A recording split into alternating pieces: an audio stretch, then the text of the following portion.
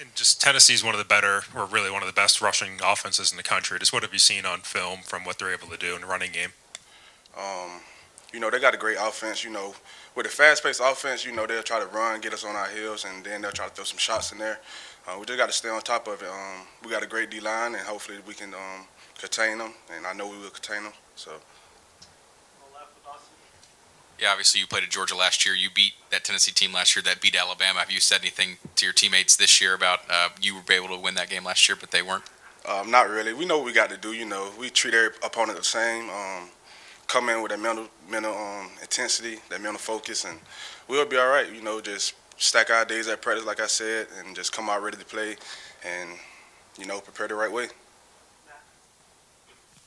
Just having prepared for a team earlier in the season in South Florida that does some of the similar concepts to Tennessee, does that help this week at all? Almost definitely. And usually in fall camp we go over some teams, just like that week or that day we'll go over some teams. And USF, they got the same offense coordinator as Tennessee, so yeah, it was good to get a good look at that. And they got the wide receivers too, so yeah, that was a good game to have. I know Steele sometimes use you, Law, Campbell when it comes to sending pressure, especially later in the games. Can you sense when the offense is maybe on their heels a little bit because they're maybe not sure who's coming? I just keep my feet in the ground. Usually backers moving around, and the offensive line, if you're a good offensive lineman, you kind of know, and it's just about defeating that person and executing. That's about the game of football. If we execute, everything's gonna be just right. How much of an extra emphasis is there on making tackles and being sound in your tackling? We talked about with how spread out Tennessee is. You're not going to have as much help. You're a lot of one-on-one tackling. Um, just work on it at practice. We work on open field tackling every time the Indy drills, and get better at that and just pursue it as a unit. If we all around the ball and make them cut, you have somebody else there to clean them up and play as a team and rush as a unit. Everything. What impresses you about Deontay Lawson and kind of the player he's become? Like, what kind of presence does he have in the middle of the defense? Deontay it's crazy because he's a leader. He's like a real deal leader, and he's younger than me, and it's just crazy to see. Like, I be telling them boys all the time, like they remind me of players at Georgia. I try not to compare them, but I be like, bro, you remind me of Kobe. Like, I really I can look up to you, even though you older than me. I can look up to you because you lead the right way. So yeah. Since I think this is the first time we've talked to you in this setting, just what has the transition been like for you to Alabama over the last couple months, and maybe what are some of the things that were like you expected, or maybe some things that surprised you about playing here? I love it. I love Coach Saban. I love him. Like, it's crazy how much I love him. Just being here, I found out like this is really a tradition school. Like everything here is traditional, and I like that. I love that about this school. Speaking of traditions, what have you heard about the Alabama Tennessee rivalry and the cigars, and what is that going to mean to you? I just found out about the cigars like yesterday, so I didn't even know that was a thing for real. I'm just ready to play. I'm not really worried about the outside noise. Worried about this team getting better and getting ready to play that game. The cigars and all that's going to be great, but we got to win this game. That's what we focused on right now. Anything else? Last one, Mike. You mentioned Kobe. Just what were some of those guys saying when you went from Georgia to Alabama? Are they dogging you at all? Or are they supporting you? Or just what was it like? Nah, it's family. Once I play with them guys, they already know it's family. I still communicate with them guys to this day, and I'm gonna communicate with the guys that's here when I leave here. So, nah, it's a family thing. We all connected. It's all love. Thanks, Trez. All right, appreciate y'all. All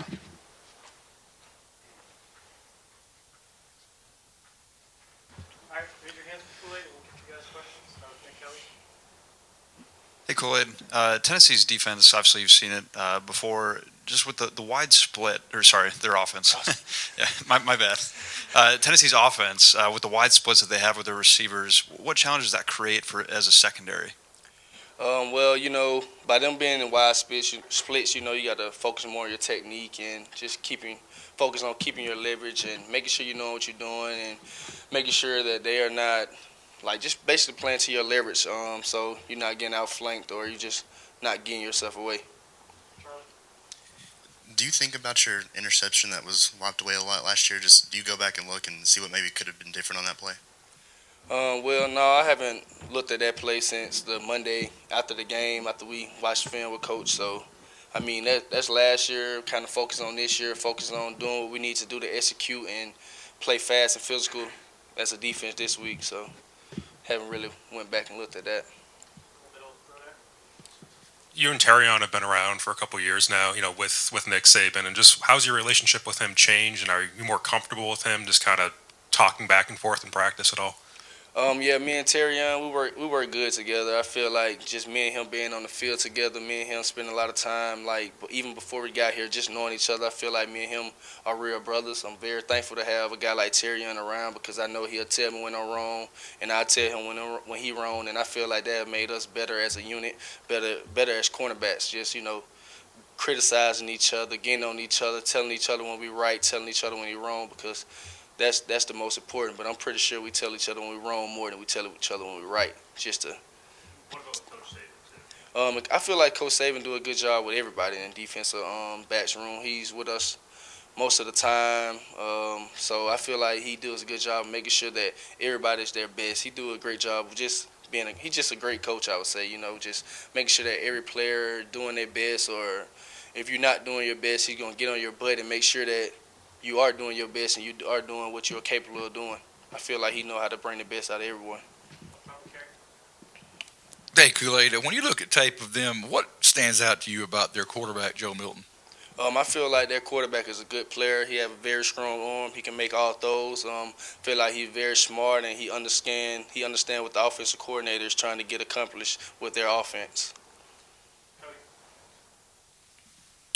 Terrion shared with us last week, a couple weeks ago, just insight into why he might trash talk on the field. I was curious if you could maybe share some of your trash talk tactics too. Well, I don't really like to talk to another team because it's really pointless. You got to play after play. What I'm saying between after the whistle or before the whistle is really pointless. I got to play the next down just like you got to play the next down. So it's really pointless of us talking that in general. To what extent have you noticed the cigar tradition that happens whenever Alabama and Tennessee play? I have seen it. I'm not really looking forward to it. I'm just really looking forward to celebrating with my guys, having fun with my team and just doing what we need to do, like I said, to execute and get the job done. That's my main focus. I'm not really focused on cigars. Their receiving core is a little different than last year. Just what stands out about the guys they have replacing Hyatt and even Brew McCoy? Those guys are good players. They, like I said, they also understand the scheme that the coach is trying to get accomplished. I feel like they do their job. They don't try to do too much outside of what they need to be doing. I feel like they play very hard and they block on the outside. I feel like they run good routes, and I feel like those guys are good players too. As a guy that grew up in Alabama, how much was the Alabama-Tennessee rivalry something you kind of were aware of, and maybe how did your perception of it change last year when they snapped the streak? Well, honestly, I just growing up here, I always knew about Alabama and the Auburn more than I knew about the Alabama and Tennessee, just because most of my family is either Alabama fan or Auburn fan. So I didn't really understand that the rivalry between Alabama and Tennessee was such a big deal till I got here. And now that I'm here, I realize that it's very important. One of the things that Terrion said is you like to kind of get in guys' head. You might say that you're in man and you're actually in zone. Just how long have you done that, and does it help at all? Yeah, I feel like it works all the time because I feel like I kind of like you said, like to get in guys' head, and it's kind of just me being me and just being confident in our scheme and just just telling guys stuff to confuse the other players that are on the other side of the ball, because I know that they're listening. I know they're trying to figure out what we are doing, and because we do so many different things, I know they're trying to figure out what we're doing and what we're doing. So I might just say little slick things so that they think we're doing something, but the whole time we're doing another, or we might be really doing that. So you never know what's really going on. So it's just kind of the way I like to play, and just me being confident in the scheme and the guys around me. I feel like I can do those things. Yeah, the tempo that Tennessee's offense runs with, how does that make defending against the run more difficult? Well, me, I kind of defend the pass more than the run. So, by those guys being very wide splits, I don't feel like I'll be really a part of the run game pretty much this game. So, I mean, I'm pretty sure by them going fast, it can affect them and help them get yards because you have to get lined up and just know your keys. But I feel like we'll do a good job in practice playing going fast and just doing fast things so that we are ready and well prepared. What kind of teammate is Deontay Lawson? Has he kind of grown into a guy that when he speaks, everyone kind of listens? Yes, I feel like Deontay Lawson have grown into a big role this year. I feel like he's grown into like the quarterback of our defense. I feel like when he speaks, everyone listen because we know we can trust him. We know he knows the scheme. He knows exactly what he's talking about. So I feel like he's grown up very well, and I feel like he's a great player, and I feel like he's done very good things around here to earn that respect that we have for him. Anything else? Thanks, Kool-Aid. Thank you.